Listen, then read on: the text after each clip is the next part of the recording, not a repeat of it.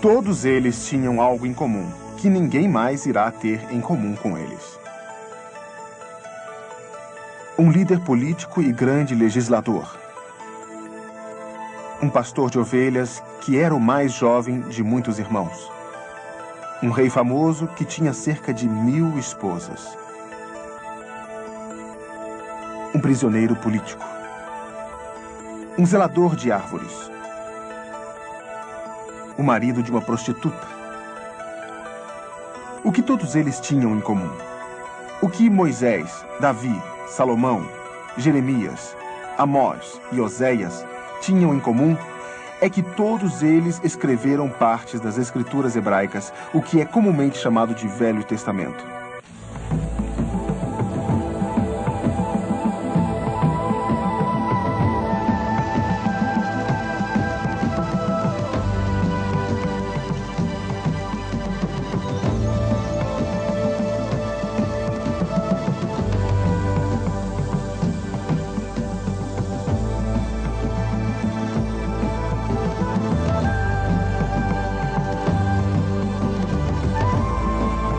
Uma distribuição Comef.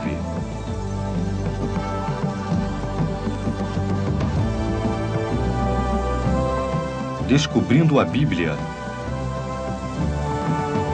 Programa 2, O Velho Testamento, versão brasileira Dupla Mix Rio. Um trabalho de muitas pessoas. Provavelmente foram 30 autores. Levou muito tempo, na verdade, cerca de 1000 anos. Pelo menos de 1400 a 400 antes de Cristo. Essa coleção de escritos é reverenciada por judeus e cristãos até hoje.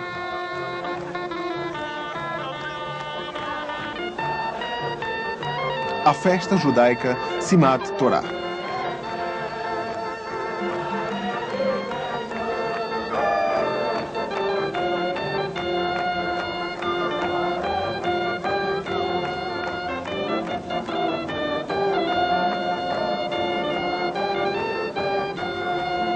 Um povo quase frenético de alegria.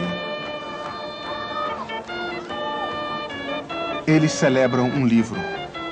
Eles fazem isso a cada ano, na conclusão do ciclo anual da leitura sabática da Torá na sinagoga. Hoje vamos apresentar o Velho Testamento e, francamente, só podemos arranhar a superfície. Podemos dar a vocês alguns fatos básicos relatados nesse livro, mas aqueles a quem as escrituras foram dadas talvez nos lembrem que estamos lidando com algo que, para eles, é muito mais que um simples livro. Eu as amo como os judeus também as têm amado por séculos. Por exemplo, eu posso lhe dizer qual é a palavra central na Torá. Eu posso lhe dizer qual é a letra central na Torá. Porque por várias gerações, estudiosos judeus têm lido a Torá não como uma novela para ver como termina. Eles a leem como uma carta de amor. Por que ela usou essa palavra ao invés de outra? Por que há espaço aqui? Por que uma vírgula ao invés de um ponto? Quando se lê uma carta de amor, se pergunta o que ela quis dizer com esta palavra? Nós não a vemos só como um livro. Nós não a vemos como histórias, nem como código de lei. Nós a vemos como uma carta de amor de Deus. Estas escrituras hebraicas decisivamente formaram a memória e a identidade de um povo único. Elas são reverenciadas como escrituras da antiguidade, prezadas até hoje como uma palavra viva. Uma tradição muito antiga dos judeus é a Torá, ou os primeiros 5 livros da Bíblia. Já existia no céu antes de Deus as dar a Moisés, mesmo antes do mundo ser criado. O legendário rabino Akiba, no século II, realmente chamava a Torá de o instrumento precioso pelo qual o mundo foi criado. E Judá Halevi falou que Deus criou o mundo com o propósito de revelar a Torá. Os rolos usados na adoração judaica são uma coleção de escritos agrupados durante muitos séculos pelo povo judeu.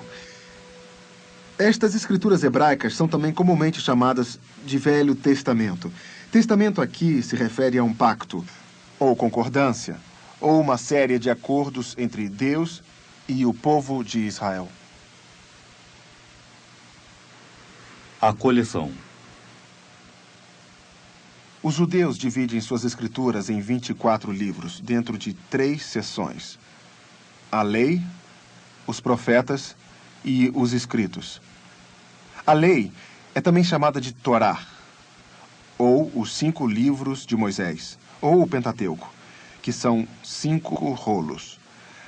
A lei consiste em Gênesis, Êxodo, Levítico, Números e Deuteronômio.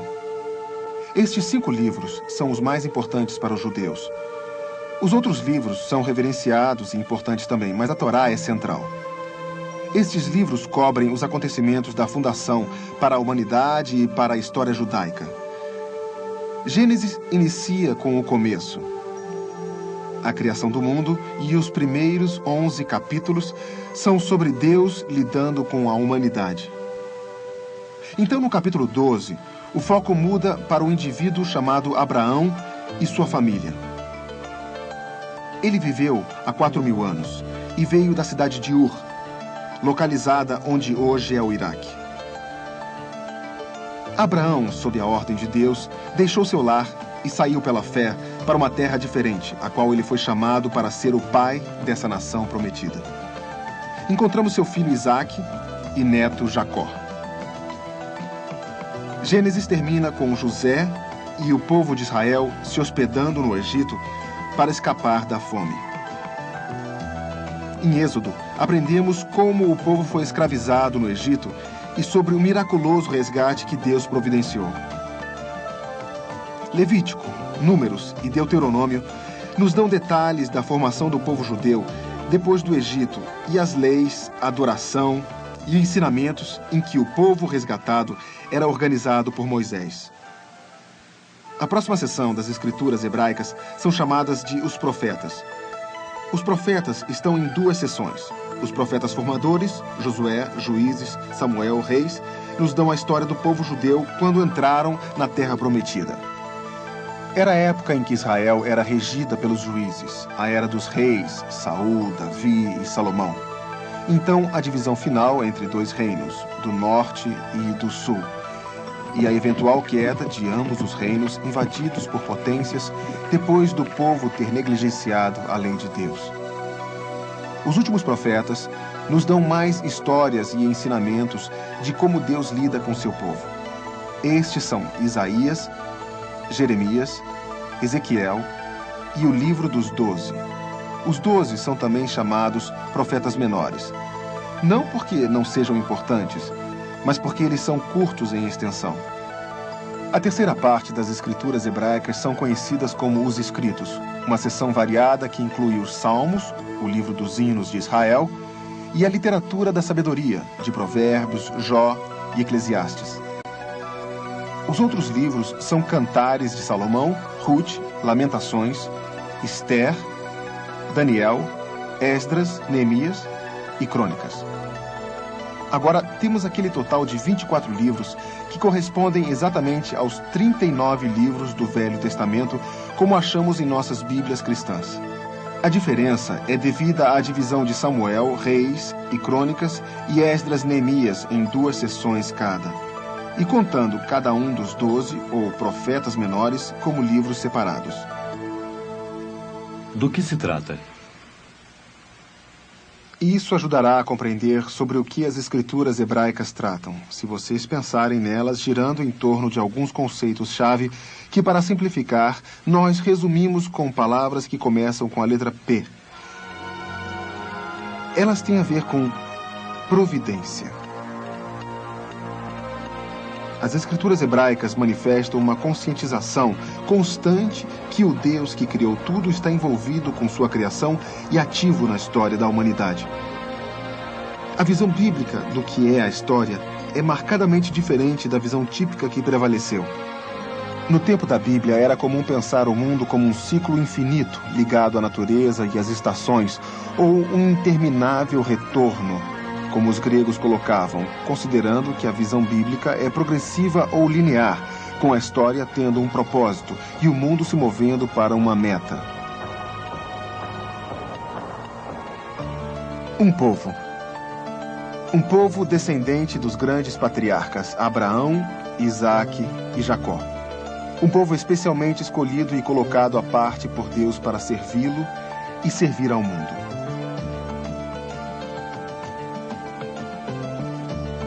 Um lugar.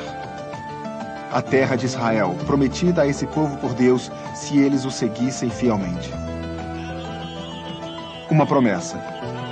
Esse povo e Deus foram unidos por um pacto, ou um acordo, de que Deus estaria com eles, os guiaria, os abençoaria se eles seguissem o caminho de Deus.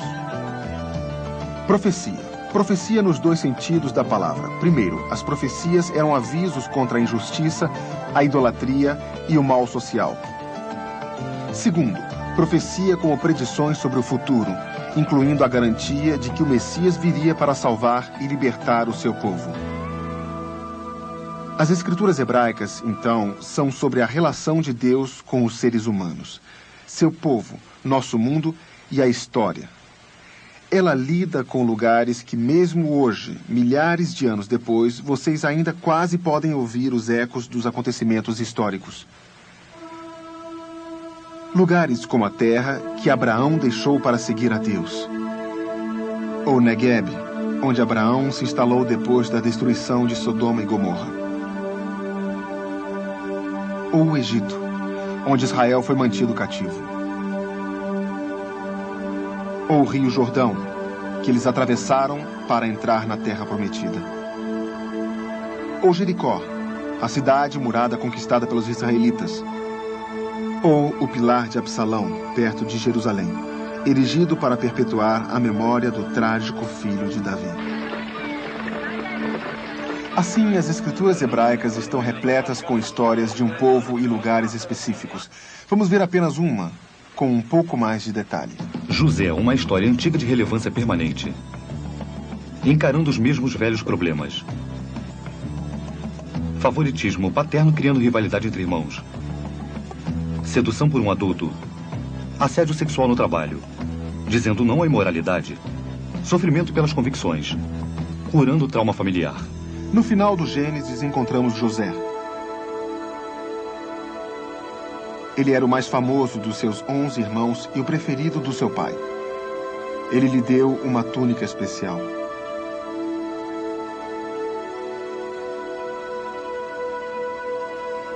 A preferência do pai e a atitude de José deixou os outros irmãos irados e ciumentos. Agora mesmo. Não, isso não. Um dia, José foi mandado para verificar seus irmãos que estavam fora cuidando das ovelhas do seu pai. Os irmãos viram a sua chance. Eles arrancaram a sua túnica e o atiraram numa cova vazia. Ao invés de deixá-lo morrer, decidiram vendê-lo aos mercadores que iam a caminho do Egito.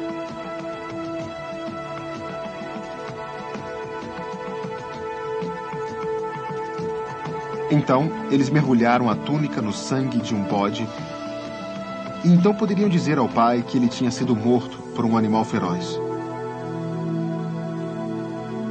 Quando o pai recebeu a falsa notícia, entrou em desespero.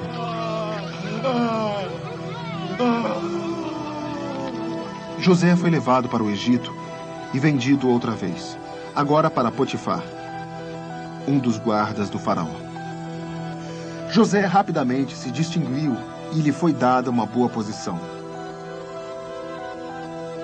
Mas a esposa de Potifar tinha desejos sexuais para com o jovem. Venha comigo.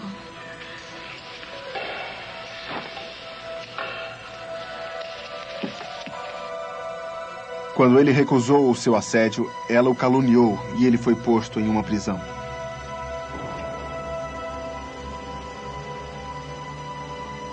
Mas José tinha o dom maravilhoso de interpretar sonhos. E isto foi falado ao faraó, o legislador do Egito. O faraó